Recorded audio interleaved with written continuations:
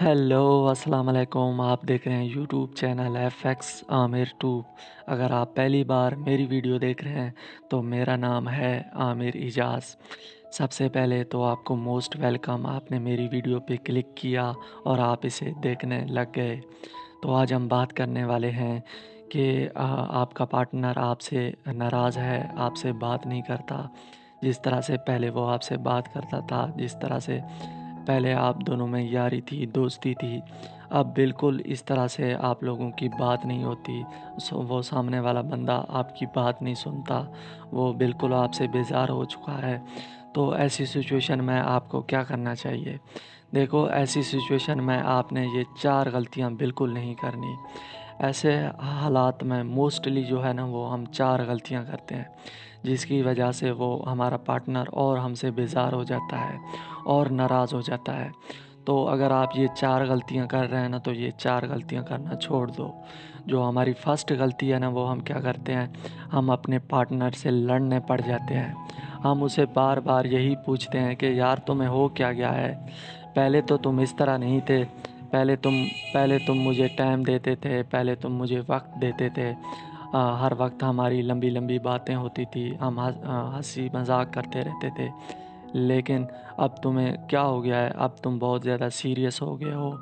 ना ही तुम अच्छी तरीके से बात करते हो, ना ही तुम मुझे टाइम देते हो, ना ही तुम जिस तरह से पहले मुझसे बात करते थे उस तरह से अब बात करते हो। बार-बार हम यही जुमले उससे रिपीट करते रहते हैं और इससे होता क्या है कि हो सकता है वो जो सामने वाला शख़्स है ना, वो किसी फैमिली प्रॉब्लम में फँसा हुआ हो, या हो सकता है उसके एग्ज़ाम आ गए हों। देखो, ये ज़िंदगी है, इसमें कई कई तरह के हालात आ सकते हैं।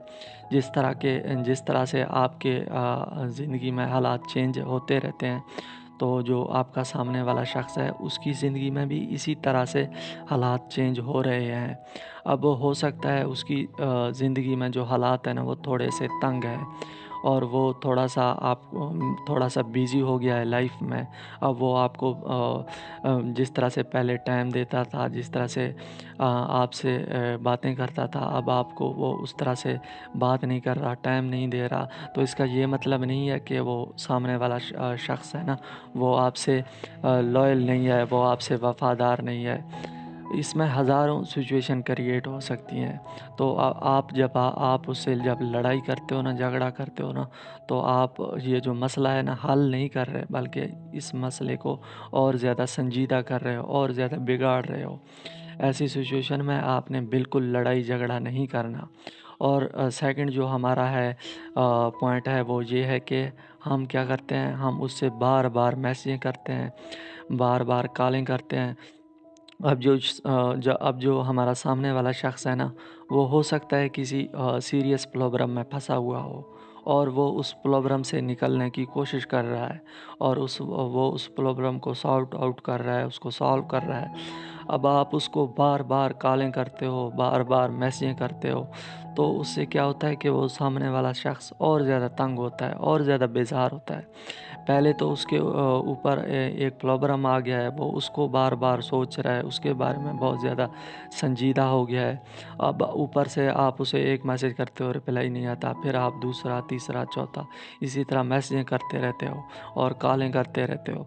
अब वो सामने वाला शख़्स कहता है यार कि मेरा जो पार्टनर है ना, कितना अनकेयरफुल है, कितना मतलब बेख़्याल है, मतलब मेरा ख़्याल भी नहीं रखता। आज अगर मेरे ऊपर कोई बैड सिचुएशन आ गई है, तो मेरे ऊपर हालात थोड़े से तंग हो गए हैं, तो जो मेरा पार्टनर है ना, ये ज़रा बराबर भी ख़्याल नहीं रखता, इतना अनसबरा हो गया है, बिल्कुल सब्र नहीं करता। ये आपने नहीं करना, उसको बार-बार मैसेज कॉल नहीं करने।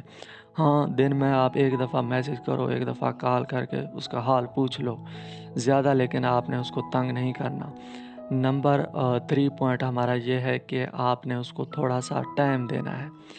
किस लिए उसको टाइम इसलिए देना है ताकि वो उस मसले को हल करे, उस सिचुएशन को हल करे, गलतफ़हमियों को हल करे जो आपके दरमियान है। उसको अपने लिए टाइम दो ताकि वो अपने साथ कुछ वक़्त गुज़ारे। जब आप उसको अपने लिए कुछ वक़्त देते हो ना, तो वो लाज़मी आपके बारे में भी सोचेगा और ख़ुद के बारे में भी सोचेगा और थोड़ा-सा हालात को एनालिसिस करेगा, उन चीज़ों को अच्छे तरीके से मैनेज करके कोई ना कोई सॉल्यूशन निकाल लेगा। अगर आप उसको ख़ुद के लिए टाइम ही नहीं देते, बार-बार तंग कर रहे हो, तो वो किस तरह से उस चीज़ को सॉल्व करेगा। तो उसको ख़ुद के लिए टाइम दो ताकि वो ख़ुद को टाइम दे। अगर उससे थोड़ी बहुत गलती हो गई है, उससे कोई आपसे गलतफ़हमी हो गई है या उससे कोई गलतफ़हमी हो गई है, तो वो जब आप उसको टाइम देंगे ना, तो वो उस गलती का या उस गलतफ़हमी का कोई सॉल्यूशन निकाल लेगा। तो उसको थोड़ा-सा स्पेस दो, थोड़ा-सा टाइम दो ताकि वो अपने बारे में और आपके बारे में उस प्रॉब्लम को सॉल्व कर ले। नंबर 4 और लास्ट पॉइंट हमारा ये है कि हम ऐसी सिचुएशन में माफ़ी नहीं माँगते। हमारी अगर हो सकता है आपसे कोई मिस्टेक हो गई हो, आपसे कोई गलती हो गई हो, तो आप सॉरी करने के बजाय आप उससे लड़ रहे हो, तो आप उससे नर्म तरीके से, एक अच्छे अंदाज़ से आप उससे सॉरी कह सकते हो। कि इसी तरह आप कह सकते हो कि यार देखो, मुझसे कोई गलत हो गई है, या मैंने कोई कुछ गलत किया है, या आपने किसी और के साथ मुझे देखा, या आपके साथ कोई भी गलतफ़हमी जुड़ गया है जिसकी वजह से आप मुझे इग्नोर कर रहे हो, आप मुझे टाइम नहीं दे रहे हो। तो उस गलतफ़हमी को हम दूर कर सकते हैं। अगर आपके ज़हन में कोई किसी तरह की भी गलतफ़हमी है ना, तो आप मुझसे शेयर कर सकते हैं, हम उस प्रॉब्लम को सॉल्व कर लेंगे। तो अगर आप मज़ीद टाइम मुझसे लेना चाहते हो तो मज़ीद ले लो। लेकिन अगर मेरा कोई गलती है या मेरी कोई मिस्टेक है या कोई भी ऐसी गलतफ़हमी जो आपके दिल में है मेरे लिए, तो हम उसको सॉल्व कर सकते हैं। उम्मीद है तो ये जो 4 गलतियाँ हैं ना, ये आप नहीं करेंगे। तो उम्मीद है आज की ये वीडियो आपको पसंद आई होगी। इससे ज़रूर कुछ आपको सीखने को मिल गया होगा। तो मिलते हैं नेक्स्ट वीडियो में। तब तक के लिए अपना ख़्याल रखें और दुआओं में मुझे याद रखें। अगर मेरी ये वीडियो आपको पसंद आई, इससे आपको कुछ सीखने को मिल गया, तो मेरे चैनल को लाज़मी सब्सक्राइब करें। मिलते हैं नेक्स्ट वीडियो में। अल्लाह हाफ़िज़।